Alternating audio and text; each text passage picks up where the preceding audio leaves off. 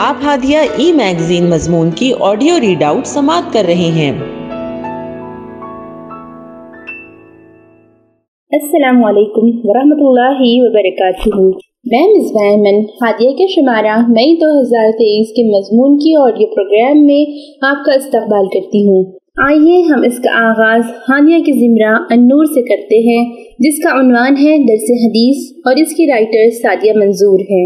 معمر اور شعیب نے ابن شہاب زہری سے روایت کی، انہوں نے کہا کہ مجھ سے عبداللہ بن ابی بکر بن حزم نے حدیث بیان کی۔ انہیں عروہ بن زبیر نے بتایا کہ ام المومنین حضرت عائشہ رضی اللہ تعالی عنہا نے کہا، میرے پاس ایک عورت آئی، اس کے ساتھ اس کی 2 بیٹیاں بھی تھی۔ اس نے مجھ سے کھانا مانگا تو اسے میرے پاس ایک کھجور کے سوا اور کچھ نہ ملا۔ میں نے وہی اس کو دے دی۔ اس نے وہ کھجور لے کر اپنی 2 بیٹیوں میں تقسیم کر دی اور خود اس میں سے کچھ نہ کھایا۔ پھر وہ کھڑی ہوئیں اور وہ اور اس کی دونوں بیٹیاں چلی گئی۔ پھر نبی صلی اللہ علیہ وسلم میرے پاس تشریف لائے تو میں نے آپ کو اس عورت کی بات بتائی تو نبی صلی اللہ علیہ وسلم نے فرمایا، جس کسی پر بیٹیوں کی پرورش کا بار پڑ جائے اور وہ ان کے ساتھ حسن سلوک کرے تو وہ اس کے لیے جہنم سے بچانے والا پردہ ہوں گی۔ اسلام نے عورت کو جس قدر عزت اور مقام عطا کیا وہ دنیا کے کسی مذہب نے نہ کسی قوم نے دیا ہے۔ عورت کا ہر روپ اپنی جگہ باعث عزت و حرمت ہے، خواہ وہ ماں ہو، بہن ہو یا بیٹی۔ زمانے جاہلیت میں بیٹی کی پیدائش باعث شرم و عار ہوا کرتی تھی۔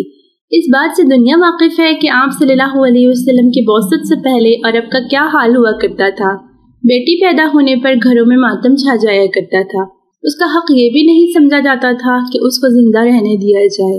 بہت سے شقی القلب خود اپنے ہاتھوں سے گلا گھونٹ کر اس کا خاتمہ کر دیتے تھے یا اس کو زندہ دفن کر دیتے تھے۔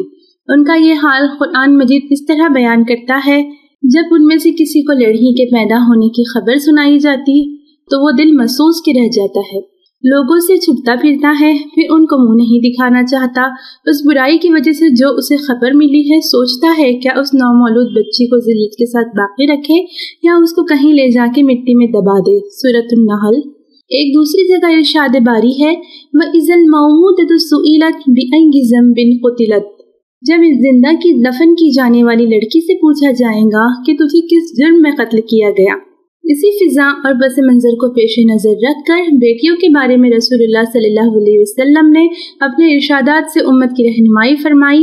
چنانچہ ابو سعید خدری رضی اللہ تعالیٰ عنہ سے روایت ہے کہ آپ صلی اللہ علیہ وسلم نے ارشاد فرمایا کہ جس بندے نے 3 بیٹیوں یا 3 بہنوں یا 2 ہی بیٹیوں یا بہنوں کا بار اٹھایا اور ان کی اچھی تربیت کی اور ان کے ساتھ اچھا سلوک کیا، پھر ان کا نکاح بھی کر دیا تو اللہ تعالیٰ کی طرف سے اس بندے کے لیے جنت کا فیصلہ ہے۔ بعض روایت میں ہے کہ آپ نے 3 بیٹیوں اور 2 بیٹیوں پر جنت کی بشارت دی تو کسی نے عرض کیا کہ اگر کسی کی ایک ہی لڑکی ہے تو آپ صلی اللہ علیہ وسلم نے اس کو بھی جنت کی بشارت دی۔ قرآن فرماتا ہے، یَهْبُ لِمَن يَشَاءُ إِنَاثًا وَيَهْبُ لِمَن يَشَاءُ الذَّكُورَ۔ وہ جس کو چاہتا ہے بیٹیاں عطا کرتا ہے، جس کو چاہتا ہے بیٹے عطا کرتا ہے۔ اس آیت میں اللہ نے بیٹیوں کو مقدم فرمایا جس سے ان کے بیٹوں پر فضیلت ظاہر ہوتی ہے۔ طرح طرح سے اسلام میں بیٹی کے والدین کو تسلی و بشارت دی گئی ہے تاکہ دنیاوی لحاظ سے اگرچہ بیٹی کی پرورش و تربیت بار محسوس بھی ہو تو آخرت کے اجر عظیم کی تسلی رہے۔ حدیث مبارکہ میں ہے، مبارک ہے وہ عورت جس کے پیٹ سے پہلی مرتبہ بیٹی پیدا ہو۔ اسلام نے بیٹیوں کو نعمت عظمیٰ قرار دیا ہے۔ انہی کے بطن سے اولیاء اللہ پیدا ہوتے ہیں اور سب سے بڑھ کر حضور صلی اللہ علیہ وسلم کا نسب آپ کی بیٹی سے چلا۔ اگر بیٹیاں مبارک نہ ہوتی تو اللہ اپنے سب سے پیارے نبی کا نسب بیٹی سے نہ چلاتا۔ آپ صلی اللہ علیہ وسلم نے بیٹی کو اتنا بڑا مقام عطا کر دیا کہ کہیں اسے جہنم سے خلاصی کا ذریعہ قرار دیا ہے اور کہیں جنت کے دخول کا سبب، اور سب سے بڑی بات یہ ہے کہ قیامت کے دن آپ کی معیت کے حصول کا ذریعہ قرار دیا ہے۔ زمانے جاہلیت میں جو تھا سو تھا۔ ہمارے یہاں آج بھی اکثر گھرانوں میں یہ رواج چلا آ رہا ہے کہ لڑکی کی پیدائش پر خوشی اور لڑکی کی پیدائش پر ناخوشی کا اظہار کیا جاتا ہے، یا بعض والدین اپنے بیٹے اور بیٹیوں کے ساتھ برتاؤ میں تفریق کرتے ہیں، ان کی اشیاء ضرورت میں کمی کرتے ہیں، بیٹیوں کے گھر کے کام کاج تک محدود رکھ کر اسکول و تعلیم کا مستحق صرف بیٹوں کو سمجھتے ہیں۔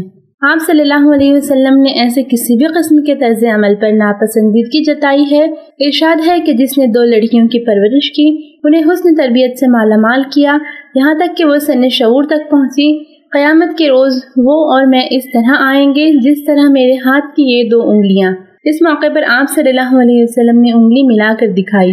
ایک دوسری حدیث مبارکہ ہے کہ جس کے یہاں لڑکی پیدا ہو، پھر وہ نہ تو اسے کوئی ایذا پہنچائے اور نہ اس کی توہین اور ناقدری کرے اور نہ محبت اور برتاؤ میں لڑکوں کو اس پر ترجیح دے، تو اللہ تعالیٰ لڑکی کے ساتھ حسن سلوک کے صلے میں اس کو جنت عطا فرمائے گا۔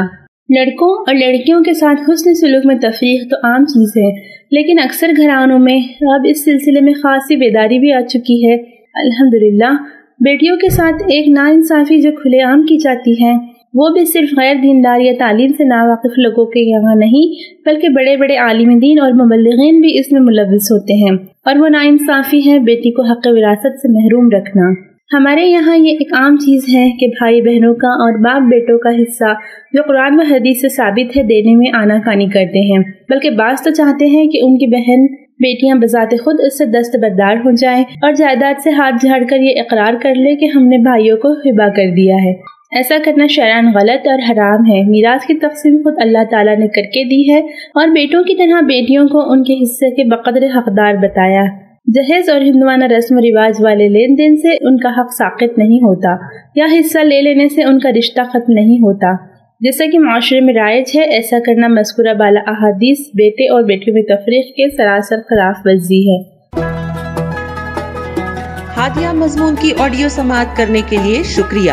امید ہے کہ آپ کو پسند آیا ہوگا۔ ہمیں آپ کے مشورے کا انتظار رہے گا۔ اپنا مشورہ، تبصرہ اور مضامین editor@hadia.in پر ارسال کریں اور ہادیہ ای میگزین کے مضامین کو پڑھنے کے لیے ویب سائٹ www.hadia.in سبسکرائب کریں۔ انشاءاللہ ہم اگلے ہادیہ ای میگزین کے شمارے سے دلچسپ مضامین کی آڈیو لے کر حاضر ہوں گے۔ تب تک کے لیے اجازت۔ اللہ حافظ۔